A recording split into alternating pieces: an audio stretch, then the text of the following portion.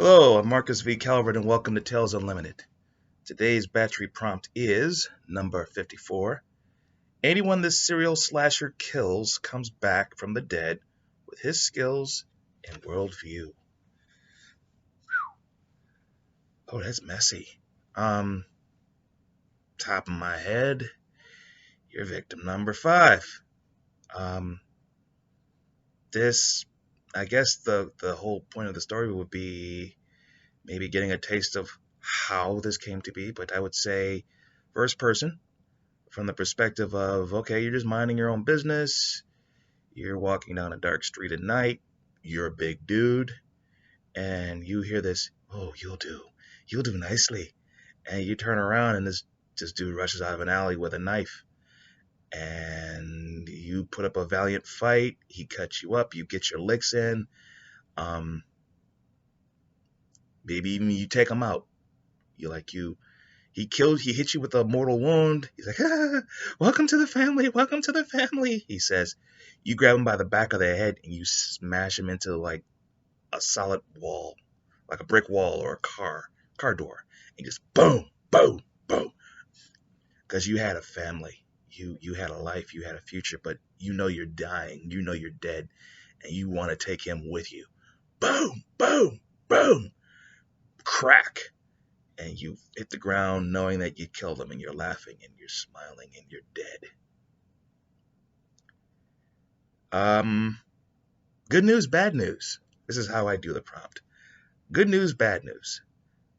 Good news is, I'll start with the bad news. Bad news is you come back from the dead with a taste for killing. The good news is normally you would have his exact taste for killing because he's the guy who started this sort of curse. But since you killed him, you're now at the top of the mountain, so you kind of have carte blanche to determine how you do your killing. And thus, everybody you kill with that knife, because you know it's all in the knife, because you literally are looking down at this knife and it's glowing, like the hilt has some weird scribble on it. You don't know what it is, but it brought you back from the dead right after it just killed you. It's kind of weird. So you pull the knife out, the wound's healed up, no one's found you yet. I mean, even your blood's gone. But this dude's dead. And you don't mind. And it's not just a satisfaction of revenge. I mean, you actually want to kill some more. It's addictive. It's a weird thing. And, oh, there is one more bit of bad news. He has followers. You're victim number 5. So that's 4 other people he's killed with that knife. You know, he's a serial killer. You do your homework. You realize, okay, this is a serial killer. The news is like, okay, this guy's been killing people. Someone put him down. They don't know who. They're looking. You cover your tracks as best you can. You got lucky. The cops missed some of your mistakes, or you did it too well. Okay, let's say you did a clean kill. Maybe that's a perk of having the knife. The cops never find you. But that they connected him to at least 4 other murders, or no, missing person murders. Like, there's blood, but there's no body. Never a body. And you know why? Because there are 4 of them out there. And they might be looking for you. They don't know who you are, but they know what you've done. You've killed their sire, their creator. But, you know, you could always kill yourself, a small posse, to go look for them, right? See where I'm going with this? Yeah, that's how I do it. Going off prompt, maybe it's like an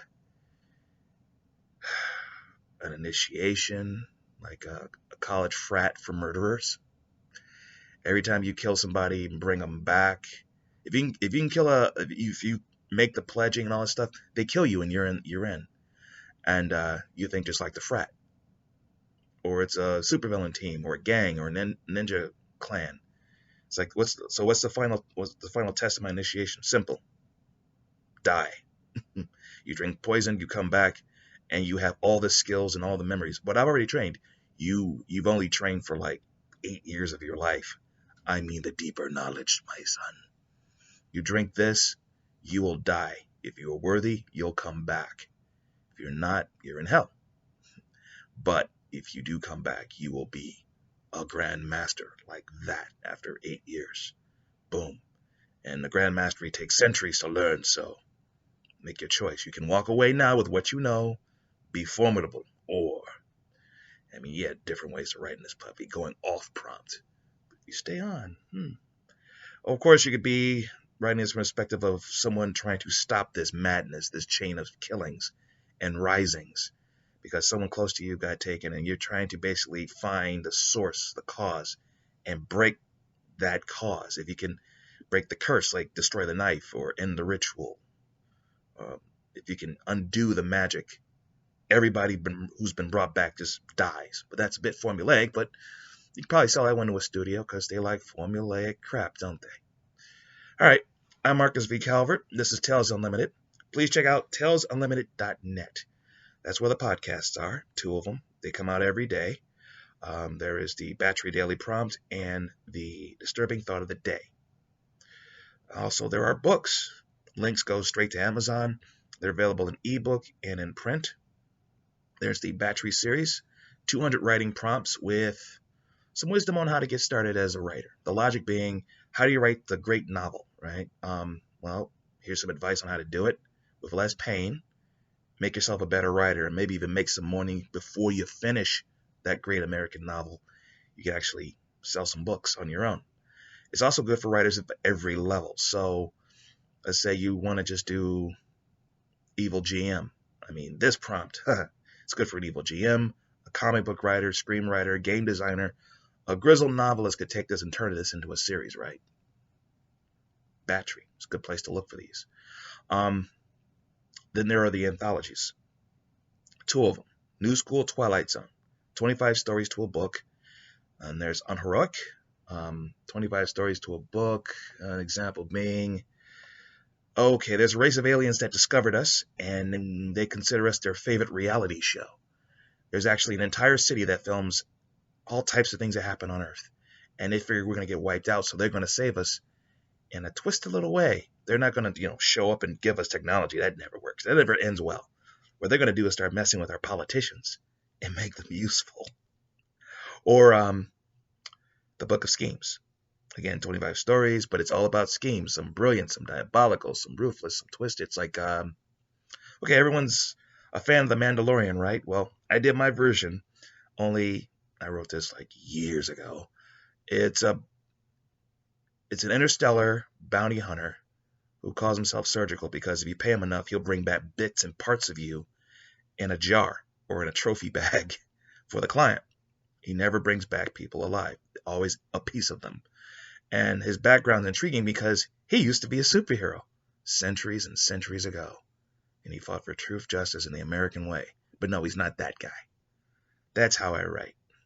And then there is the novel series, I, Villain. Think Sin City with superpowers. What if there was a superhero apocalypse? Basically, all the villains ganged up on all the heroes and took out all but 0.9% of them. It's that bad. The surviving heroes are underground or retired or in hiding. A few of them still fight to save the good. They all try to save the world, but they suck at it. And this villain who helped kill them, he's riding high. His name is Benjamin Clyde, gentleman fixer, dude in a suit. He has the best mercs money can buy, elite specialists. A lot of them have superpowers. And then, one evening a deal goes bad and he's forced to give up his entire empire. No more minions, no more money, no more crime. He has to fight crime as part of his penance, shall we say. And the people who do this to him, they figure, okay, the streets will kill him in a week. Well, the first book, that's what happens to him. The second book, 6 months later, he's taking a selfie as he levels a city block. The third book, he is disarming a car bomb with his teeth, and that's a year later. By then, he's created something called I, Villain. What is I, Villain? It is a business model based on the market of saving the world. What's his business model? Simple. Ignore cats and trees, bank robbers, purse snatchers, even killers. Unless you're messing with the global status quo, like trying to take over the world, destroy it, rebuild the Spanish Empire or something like that. If you're doing something in that scale, then you have his attention. Because that means you have money to spend, or you're going to do something and he doesn't want the status quo changed. So if you're by yourself and you're going to destroy the world, he'll stop you free of charge. But if you are Dr. Evil and you have this sprawling global terrorist network about to destroy the world, he will stop you, kill everybody in your network, and take all your cash. Because that will pay the bills, right? Because that's how a villain would save the world. Right? Okay. I'm Marcus V. Calvert. This is Tales Unlimited. Until tomorrow.